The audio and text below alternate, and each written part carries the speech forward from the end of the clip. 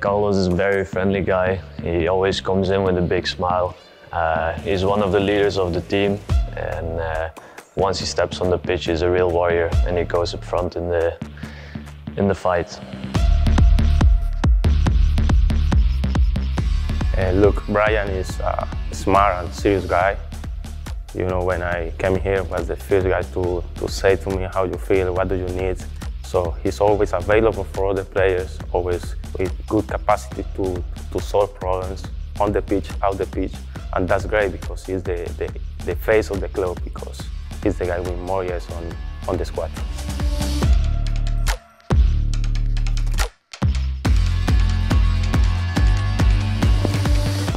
Hey Bryan, all good? Yes. ¿Todo bien? Yes. Voilà. What was the most fun period during your childhood? Explain why. Let me see. I think when I take my first football shoes was, I think, with 5 or 6 years old, and I started to combine the training with my team and also the school. So it was the most fun period for me, and for you was the most fun period. Also, I think when I started playing football, it was when I didn't play for a club. Always watched the games of my dad. Who played on a lower level, but still enjoyed watching him. But although I didn't see a lot because I was always playing football myself, so it was quite fun about start playing football. Nice. And you starting KRC again?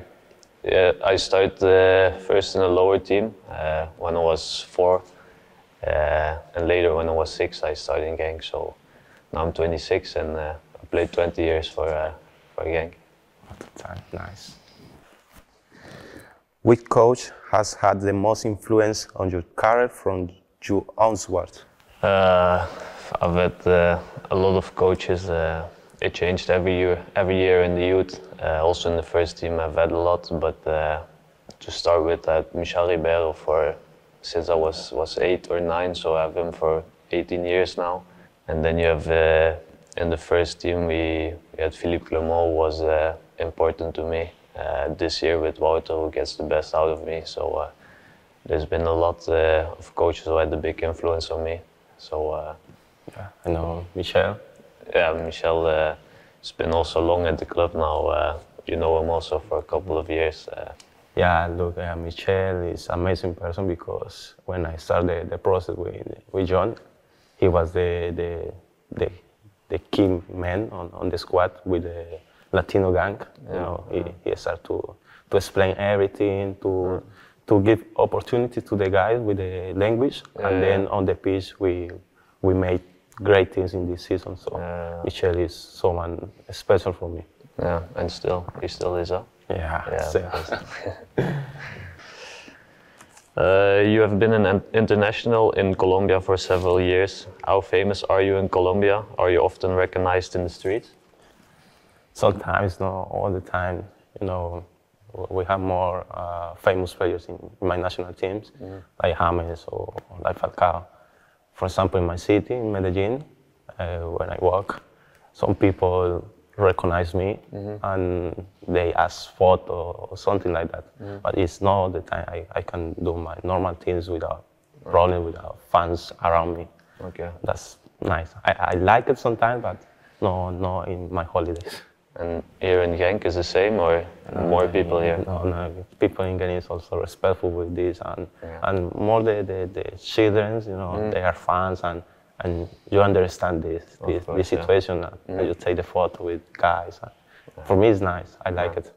And you, Bryan, you are the famous Belgian in Genk. Yeah. When I walk through the streets in the city, or of course there are people who recognize me, but people are very respectful, and if they ask a picture or something, of course I'll do it with pleasure. So it's always nice to like have a small conversation with fans, and you know, people in this city describe you like a good person, you know. It's like Bryan is the same guy from the academy. He's so respectful, smart, talent. You know, for me that's great, because people have the same image of you than 20 years ago or 50 years ago. So I just try to be like the same guy I was when I was in the youth, and I think also the club stands for it, that everybody can be who he is, and you don't need to be someone else. You can be yourself, and Genk is a city with a lot of cultures, and also within the club you have a lot of cultures, and you see that everybody can be who he wants to be. So I think that's very nice about the club and the city. If you stop playing football, will you remain active in football, and in what role will that be? But it has changed over the couple of years. If you asked me 2 years ago, I would have said that I'll never become a coach, because it's just I don't like to talk a lot in front of a lot of people. But since I'm a captain, it changed a lot. I learned also to speak in front of the group. I'm still learning, but also, I talked about it with several players, like also with Pache. Pache wants to become a coach, so we already laughed about it. I will be as assistant coach, you know. But I don't know. I like to help players, maybe individual, not as an agent, but like football-wise, maybe watch videos together about how they can improve themselves, guide them through their career. But I'm still thinking about it. For you, what is the ideal coach? What skills should he possess? In what way can the coach make or break the group? I had two sides. One side is the knowledge about football, about the squad, about the league, and the other side is how you react when you lose, when you win, when the players don't play a lot of minutes. So when you have a coach with the two capacities, to say to the players who don't play, hey, you had the opportunity in one moment, so you have to be patient, and then you will be someone important for the group. And also when you have the capacity to speak about to the players about the rivals, the teams, the other players, about what he wants about football. That's sensational for me. So someone who's like really clear in football tactics and also knows how to manage a group, because there's more than 20 players in the squad. Yes. Yeah, when you lose, is when you know the real face of one person. So in this moment you can make one group, one team, or you break the group. Like you explained then, is Wouter an ideal coach for you? Yeah, for sure. Our coach is special in the teams, you know. Also his staff is always looking for the teams, the details about the game, about the mistake, and that's nice. And also with the guys who don't play, they have the human part. So that's really nice for our coach and also for our staff. Which object has the most emotional value for you? Which object? For me now, I've like this bracelet. Has the name of my daughter in it. It's something I wear every day. So there's a bit. Maybe it's stupid. It's cheap. By this I know that she's like with me, although I'm playing a game, or she's supporting me, because I know she's with her mother. They watch every game, they're supporting together. Also when I get home, they are there for me, so that's why it's maybe a stupid bracelet, but for me it has a big value. You're planning to have babies, or want to have kids? Maybe. Yeah? 1 year, 2 years. Okay. That's good. Which player did you look up to as a child and why? Do you know Riquelme? Yeah. Yeah, he's one of the best player for me. Riquelme, also for the new era, Cristiano, Messi for sure. I love the style of the player with class, with good passes, assists, you know. And in my position, I think Carlos Puyol was a leader, also faster, and with the ball was someone smart. So he was the most stronger player physically, the best player for sure. Not, but in my position, I have to look someone like him. He was also a leader and a warrior.